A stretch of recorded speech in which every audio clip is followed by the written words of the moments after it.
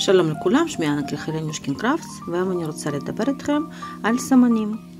כשאנחנו סורגים את הבובות שלנו, כל השורות שלנו אנחנו סורגים בספירלה, ולכן מאוד חשוב לנו לדעת איפה בעצם אנחנו מתחילים ומסיימים את השורה. אופציה ראשונה, להשתמש בסמן מפלסטיק. אני מסמנת בעצם את ההתחלה של שורה, וכשאני מגיעה לסמן, זה אומר שהשורה שלי נגמרה וסיימתי אותה. איך אני בפועל עושה את זה? אני מוציאה את הסמן, סורגת חצי עמוד ראשון, מסמנת, שמה אותו בחזרה בעין הראשונה, בלולה הראשונה, וזה בעצם אומר לי שפה אני מתחילה וממשיכה לסרוג את השורה.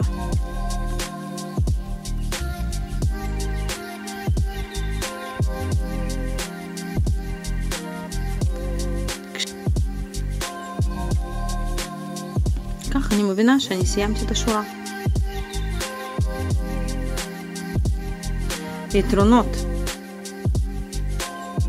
שהם צבעוניים, מעלים את המצב רוח, צבעים יפים, קל להשתמש בהם, להכניס, להוציא.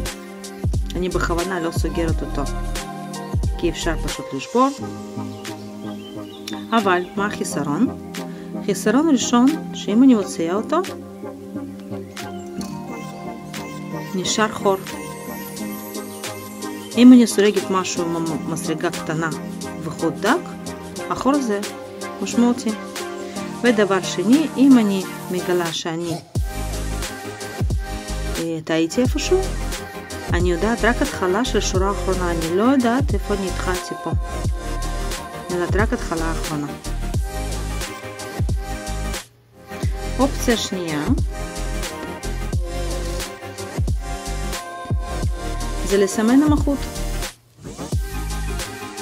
כל שורה שאני סורגת אני מעבירה חוט, זה יכול להיות חוט של תפירה, חוט מפוצל כמו חוט שלי, העיקר שהוא יהיה בצבע אחר. איך אני בעצם משתמשת? איך אני סורגת? כל פעם כשאני צריכה לעבור שורה אני משחקת אותו, אני מעבירה אותו או קדימה או אחורה. עכשיו הוא יצא קדימה, אני מעבירה אותו אחורה, וסורגת מעליו. מאוד חשוב לראות שהחוט הזה לא מסתיר לי את הלולה הראשונה.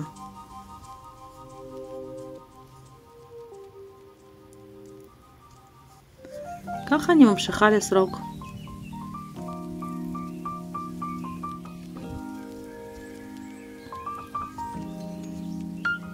ברגע שאני מגיעה לחוט, אני מבינה שאני סיימתי שורה. זאת חצי עמוד אחרון בשורה הזאת. אז מה בעצם חיסרון ויתרון שלו? חיסרון, אני אפילו לא כל כך יודעת מה חיסרון, אבל יתרון שהוא לא משאיר חורים. אני יכולה לדעת בכל שלב של סריגה איפה הייתה התחלה של שורות שלי, כך שאם אני טעיתי איפשהו אני בקלות יכולה לתקן את זה ולחזור בדיוק לשורה שאני צריכה לחזור אליה.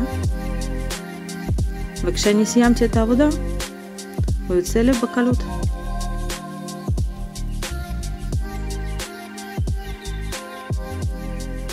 תכתבו לי בתגובות באיזה שיטה אתם משתמשות.